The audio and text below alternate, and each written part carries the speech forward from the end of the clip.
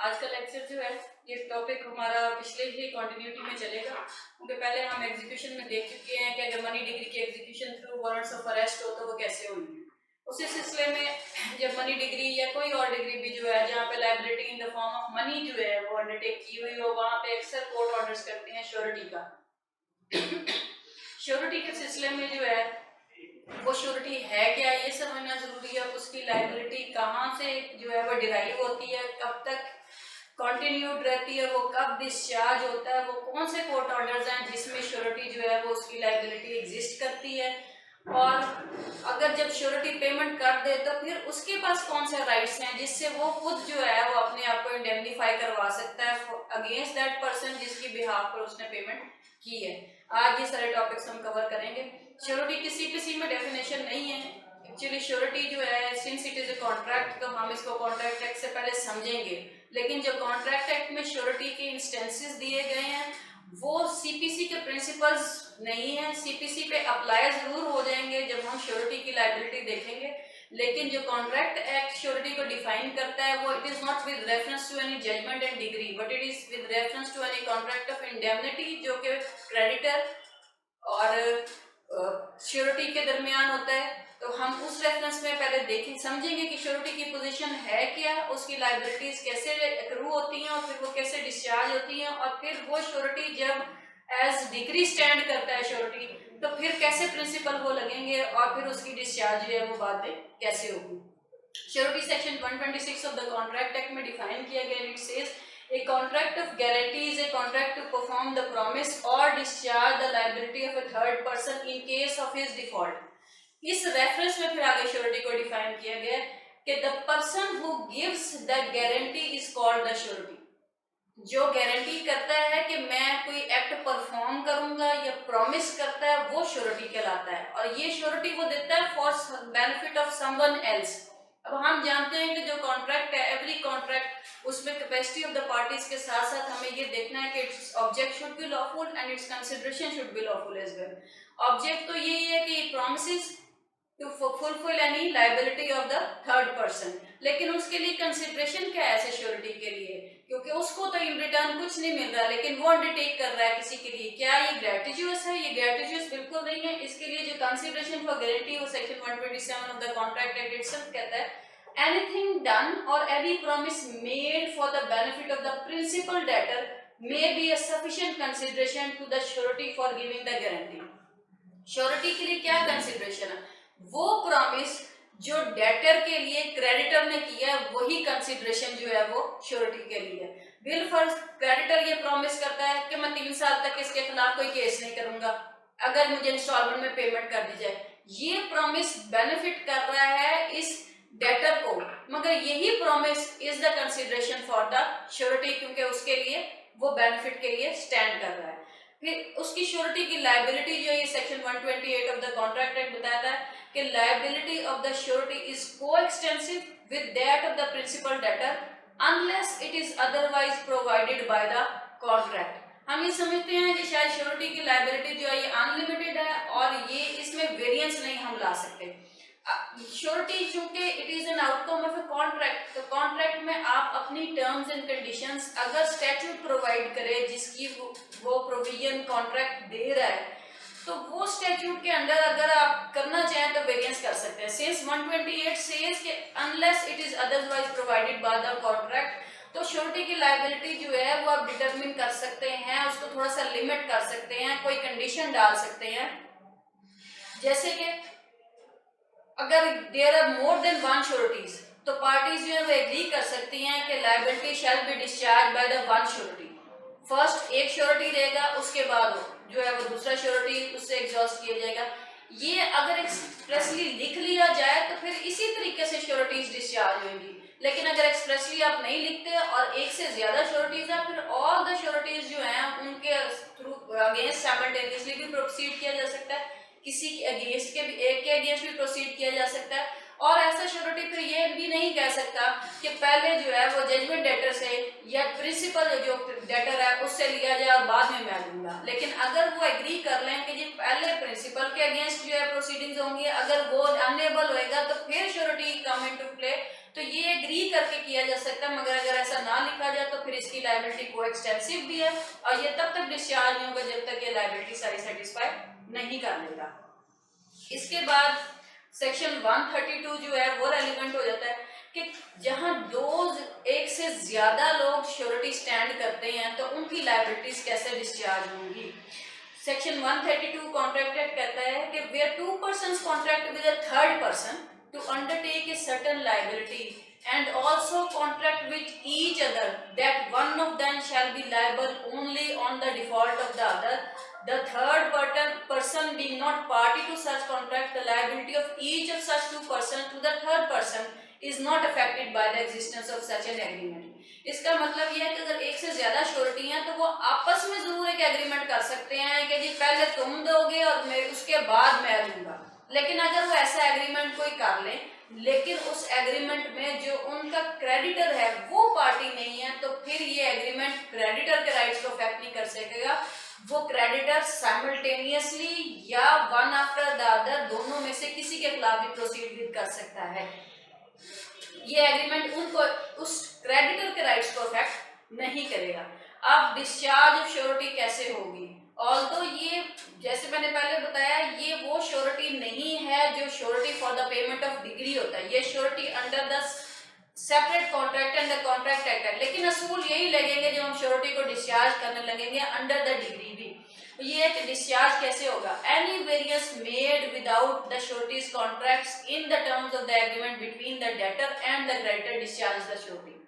अगर इस सूरत में हम डिग्री की सूरत में ये कह सकते हैं कि if the judgment debtor and the degree holder they both enter into a subsequent agreement without the consent of that surety, तो श्योरिटी सब्सिक्वेंट एग्रीमेंट के लिए डिस्चार्ज हो जाएगा। जो उस एग्रीमेंट से पहले की टर्म्स हैं उसके लिए तो श्योरिटी वो लायबल ही रहेगा। श्योरिटी एक तो ये सिचुएशन है कि ये दोनों आपस में मिलकर कोई एग्रीमेंट कर लें, श्योरिटी को उसमें शामिल ना करें तो श्योरिटी डिस्चार्ज हो जाएगा। दूसरी सिचुएशन ये है कि अगर जो है अंडर सेक्शन 134 वो कहते हैं कि रिलीज और discharge of the principal debtor, अगर क्रेडिटर प्रिंसिपल डेटर को डिस्चार्ज कर दे उसके अगेंस्ट अपना क्लेम अबैंडन कर दे तो बाद में वो नहीं कह सकता कि मैं श्योरिटी से रिकवर करूंगा, क्योंकि surety stands in the shoes of the judgment debtor या क्रेडिटर। तो जहां क्रेडिटर डेटर डिस्चार्ज होगा जहां डेटर डिस्चार्ज होगा वहां पे श्योरिटी भी डिस्चार्ज हो जाएगा। इसके अलावा अगली है जी हमारे पास 135, अगर क्रेडिटर कोई कंपाउंडिंग कर देता है, अपना कोई राइट फोरगो कर देता है, कोई इससे पार्ट पेमेंट वसूल कर देता है without the consent of the surety और रेस्ट उसके साथ अगेंस्ट क्लेम अबैंडन कर देता तब भी श्योरिटी ऐसा जो है वो डिस्चार्ज होता है। इसके अलावा 136 कहता है कि but where the giving of time is agreed with third person and not with the debtor, अगर टाइम फ्रेम में कहीं को चेंज कर दे, वो कहे कि जी मुझे 6 महीने का हमने एग्री किया हुआ था, डेट मुझे तुमने 6 महीने में देना था, मगर I give you an extension of time for 1 year, this merely extension of time does not discharge the surety. और इस एग्रीमेंट के लिए श्योरिटी को पार्टी बनाना जरूरी नहीं है, it does not amount to discharge of the debtor, क्योंकि इसमें सिर्फ एग्रीमेंट टू गिव टाइम है। अगर जो है वो क्रेडिटर जो है वो फोरबियर करता है, उसके अगेंस्ट प्रोसीड नहीं करता अपने डेटर के अगेंस्ट, तो श्योरिटी नहीं कह सकता कि उसके अगेंस्ट प्रोसीड नहीं करता, मेरे अगेंस्ट को प्रोसीड करता है, मुझे डिस्चार्ज कर दिया जाए, उसको डिस्चार्ज नहीं किया जा सकता। अब अगर एक से ज्यादा श्योरिटीज हैं तो क्या एक श्योरिटी को डिस्चार्ज करने से दूसरा श्योरिटी क्लेम कर सकता है कि मुझे भी डिस्चार्ज कर दिया जाए? तो सेक्शन जो है वो 44 जो है वो भी इसमें रेलिवेंट है कॉन्ट्रैक्ट एक्ट का। कहता है कि the release of one co-surety does not discharge others, even the released surety is not free from his responsibility to other sureties। जहां एक से ज्यादा श्योरिटीज होते हैं इनका एक इम्प्लाइड कॉन्ट्रैक्ट होता है कि ये एक दूसरे को इंडेमनीफाई करेंगे, अगर एक सारी पेमेंट करेगा तो बाकी को श्योरिटीज जो है वो इक्वली दूसरे जो पेमेंट कर रहा है उसको इंडेमनीफाई करेंगे। सेक्शन 44 जो है कॉन्ट्रैक्ट एक्ट वो इसको मजीद जो है वो एलैबोरेट करता है, वो मैं आपके लिए पढ़ देती हूँ।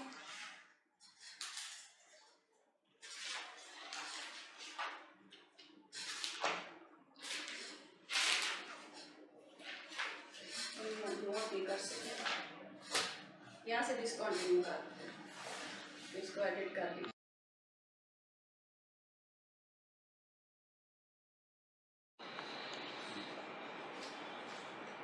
शुरू।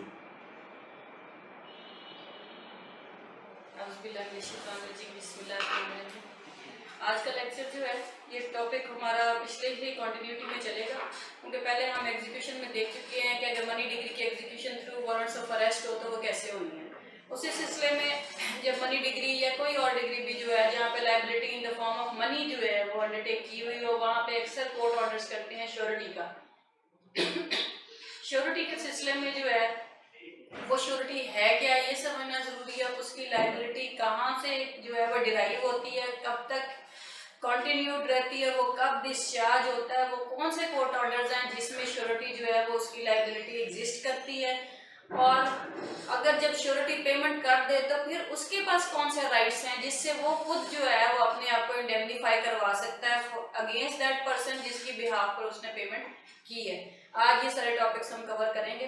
श्योरिटी की सीपीसी में डेफिनेशन नहीं है एक्चुअली। श्योरिटी जो है since it is a contract तो हम इसको कॉन्ट्रैक्ट एक्ट से पहले समझेंगे, लेकिन जो कॉन्ट्रैक्ट एक्ट में श्योरिटी के इंस्टेंसेस दिए गए हैं वो सीपीसी के प्रिंसिपल्स नहीं है। सीपीसी पे अप्लाई जरूर हो जाएंगे जब हम श्योरिटी की लायबिलिटी देखेंगे, लेकिन जो कॉन्ट्रैक्ट एक्ट श्योरिटी को डिफाइन करता है वो it is not with reference to any judgment and degree, but it is with reference to any contract of indemnity जो कि क्रेडिटर और श्योरिटी के दरमियान होता है। तो हम उस रेफरेंस में पहले देखें समझेंगे कि श्योरिटी की पोजीशन है क्या, उसकी लायबिलिटीज कैसे एक्रू होती हैं और फिर वो कैसे डिस्चार्ज होती हैं, और फिर वो श्योरिटी जब एज डिग्री स्टैंड करता है श्योरिटी तो फिर कैसे प्रिंसिपल वो लगेंगे और फिर उसकी डिस्चार्ज जो है वो बातें कैसे होगी।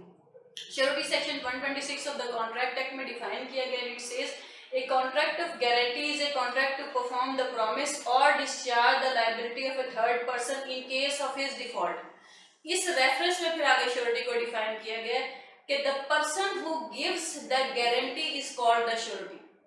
जो गारंटी करता है कि मैं कोई एक्ट परफॉर्म करूंगा या प्रॉमिस करता है वो श्योरिटी कहलाता है, और ये श्योरिटी वो देता है for benefit of someone else. अब हम जानते हैं कि जो कॉन्ट्रैक्ट है एवरी कॉन्ट्रैक्ट उसमें कैपेसिटी ऑफ द पार्टीज के साथ साथ हमें ये देखना है कि its object should be lawful and its consideration should be lawful as well.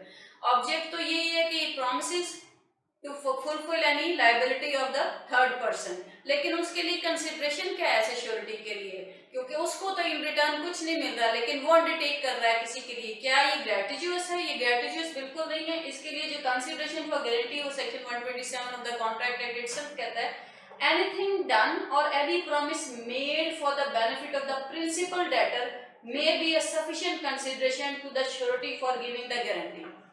Surety के लिए क्या कंसिडरेशन है? वो प्रॉमिस जो डेटर के लिए क्रेडिटर ने किया है वही कंसिडरेशन जो है वो श्योरिटी के लिए। बिल फर्ज क्रेडिटर ये प्रॉमिस करता है कि मैं 3 साल तक इसके खिलाफ कोई केस नहीं करूंगा अगर मुझे इंस्टॉलमेंट में पेमेंट कर दी जाए। ये प्रॉमिस बेनिफिट कर रहा है इस डेटर को, मगर यही promise is the consideration for the surety, क्योंकि उसके लिए वो बेनिफिट के लिए स्टैंड कर रहा है। फिर उसकी श्योरिटी की लायबिलिटी जो ये section 128 of the contract act बताता है कि liability of the surety is coextensive with that of the principal debtor unless it is otherwise provided by the contract. हम ये समझते हैं कि शायद श्योरिटी की लायबिलिटी जो है ये अनलिमिटेड है और ये इसमें वेरिएंस नहीं हम ला सकते। श्योरिटी चूंकि it is an outcome of a contract, तो कॉन्ट्रैक्ट में आप अपनी टर्म्स एंड कंडीशंस अगर स्टैट्यूट प्रोवाइड करे जिसकी वो प्रोविजन कॉन्ट्रैक्ट दे रहा है तो वो स्टैट्यूट के अंडर अगर आप करना चाहें तो वेरिएंस कर सकते हैं। सिंस 128 सेज कि unless it is otherwise provided by the contract, तो श्योरिटी की लायबिलिटी जो है वो आप डिटरमिन कर सकते हैं, उसको थोड़ा सा लिमिट कर सकते हैं, कोई कंडीशन डाल सकते हैं। जैसे कि अगर there are more than one sureties तो पार्टीज जो है वो एग्री कर सकती हैं कि liability shall be discharge by the one surety. First एक श्योरिटी रहेगा, उसके बाद जो है वो दूसरा श्योरिटी उससे एग्जॉस्ट किया जाएगा। ये अगर एक्सप्रेसली लिख लिया जाए तो फिर इसी तरीके से श्योरिटीज डिस्चार्ज होंगी, लेकिन अगर एक्सप्रेसली आप नहीं लिखते और एक से ज्यादा श्योरिटीज है फिर ऑल द श्योरिटीज जो हैं उनके थ्रू अगेंस्ट साइमल्टेनियसली भी प्रोसीड किया जा सकता है, किसी के अगेंस्ट के भी एक के अगेंस्ट भी प्रोसीड किया जा सकता है। और ऐसा श्योरिटी फिर ये भी नहीं कह सकता कि पहले जो है वो जजमेंट डेटर से या प्रिंसिपल जो डेटर है उससे लिया जाए और बाद में मैं दूंगा। लेकिन अगर वो एग्री कर लें कि जी पहले प्रिंसिपल के अगेंस्ट जो है प्रोसीडिंग्स होंगी, अगर वो अनएबल होएगा तो फिर श्योरिटी कम इनटू प्ले, तो ये एग्री करके किया जा सकता है। मगर अगर ऐसा ना लिखा जाए तो फिर इसकी लायबिलिटी को एक्सटेंसिव भी है और ये तब तक डिस्चार्ज नहीं होगा जब तक ये लायबिलिटी सारी सेटिस्फाई नहीं कर लेगा। इसके बाद सेक्शन 132 जो है वो रेलिवेंट हो जाता है कि जहां एक से ज्यादा लोग श्योरिटी स्टैंड करते हैं तो उनकी लायबिलिटीज कैसे डिस्चार्ज होंगी। सेक्शन 132 कॉन्ट्रैक्ट एक्ट कहता है कि where two persons contract with a third person to undertake a certain liability and also contract with each other that one of them shall be liable only on the default of the other, the third person being not party to such contract, the liability of each of such two persons to the third person is not affected by the existence of such an agreement। इसका मतलब यह है कि अगर एक से ज्यादा surety है तो वो आपस में जरूर एक एग्रीमेंट कर सकते हैं कि जी पहले तुम दोगे और मैं उसके बाद मैं दूंगा।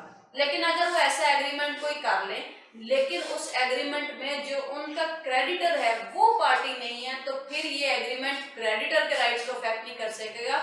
वो क्रेडिटर साइमल्टेनियसली या वन आफ्टर द अदर दोनों में से किसी के खिलाफ भी प्रोसीड कर सकता है। ये एग्रीमेंट उनको उस क्रेडिटर के राइट्स को अफेक्ट नहीं करेगा। अब डिस्चार्ज ऑफ श्योरिटी कैसे होगी? ऑल्दो ये जैसे मैंने पहले बताया ये वो श्योरिटी नहीं है जो surety for the payment of degree होता है, ये surety under the separate contract and the contract act. लेकिन असूल यही लगेंगे जब हम श्योरिटी को डिस्चार्ज करने लगेंगे अंडर द डिग्री भी। ये डिस्चार्ज कैसे होगा? Any variance made without the sureties contracts in the terms of the agreement between the debtor and the creditor discharge the surety. अगर इस सूरत में हम डिग्री की सूरत में ये कह सकते हैं कि if the judgment debtor and the degree holder they both enter into a subsequent agreement without the consent of that surety, तो श्योरिटी सब्सिक्वेंट एग्रीमेंट के लिए डिस्चार्ज हो जाएगा। जो उस एग्रीमेंट से पहले की टर्म्स हैं उसके लिए तो श्योरिटी वो लायबल ही रहेगा। श्योरिटी एक तो ये सिचुएशन है कि ये दोनों आपस में मिलकर कोई एग्रीमेंट कर लें, श्योरिटी को उसमें शामिल ना करें तो श्योरिटी डिस्चार्ज हो जाएगा। दूसरी सिचुएशन ये है कि अगर जो है अंडर सेक्शन 134 वो कहते हैं कि रिलीज और discharge of the principal debtor, अगर क्रेडिटर प्रिंसिपल डेटर को डिस्चार्ज कर दे उसके अगेंस्ट अपना क्लेम अबैंडन कर दे तो बाद में वो नहीं कह सकता कि मैं श्योरिटी से रिकवर करूंगा, क्योंकि surety stands in the shoes of the judgment debtor या क्रेडिटर। तो जहां क्रेडिटर डेटर डिस्चार्ज होगा जहां डेटर डिस्चार्ज होगा वहां पे श्योरिटी भी डिस्चार्ज हो जाएगा। इसके अलावा अगली है जी हमारे पास 135, अगर क्रेडिटर कोई कंपाउंडिंग कर देता है, अपना कोई राइट फोरगो कर देता है, कोई इससे पार्ट पेमेंट वसूल कर देता है without the consent of the surety और रेस्ट उसके साथ अगेंस्ट क्लेम अबैंडन कर देता तब भी श्योरिटी ऐसा जो है वो डिस्चार्ज होता है। इसके अलावा 136 कहता है कि but where the giving of time is agreed with third person and not with the debtor, अगर टाइम फ्रेम में कहीं को चेंज कर दे, वो कहे कि जी मुझे 6 महीने का हमने एग्री किया हुआ था, डेट मुझे तुमने 6 महीने में देना था, मगर I give you an extension of time for 1 year, this merely extension of time does not discharge the surety. और इस एग्रीमेंट के लिए श्योरिटी को पार्टी बनाना जरूरी नहीं है, it does not amount to discharge of the debtor, क्योंकि इसमें सिर्फ एग्रीमेंट टू गिव टाइम है। अगर जो है वो क्रेडिटर जो है वो फोरबियर करता है, उसके अगेंस्ट प्रोसीड नहीं करता अपने डेटर के अगेंस्ट, तो श्योरिटी नहीं कह सकता कि उसके अगेंस्ट तो प्रोसीड नहीं करता, मेरे अगेंस्ट को प्रोसीड करता है, मुझे डिस्चार्ज कर दिया जाए, उसको डिस्चार्ज नहीं किया जा सकता। अब अगर एक से ज्यादा श्योरिटीज हैं तो क्या एक श्योरिटी को डिस्चार्ज करने से दूसरा श्योरिटी क्लेम कर सकता है कि मुझे भी डिस्चार्ज कर दिया जाए? तो सेक्शन जो है वो 44 जो है वो भी इसमें रेलिवेंट है कॉन्ट्रैक्ट एक्ट का। कहता है कि the release of one co-surety does not discharge others, even the released surety is not free from his responsibility to other sureties। जहां एक से ज्यादा श्योरिटीज होते हैं इनका एक इम्प्लाइड कॉन्ट्रैक्ट होता है कि ये एक दूसरे को इंडेमनीफाई करेंगे। अगर एक सारी पेमेंट करेगा तो बाकी को श्योरिटीज जो है वो इक्वली दूसरे जो पेमेंट कर रहा है उसको इंडेमनीफाई करेंगे।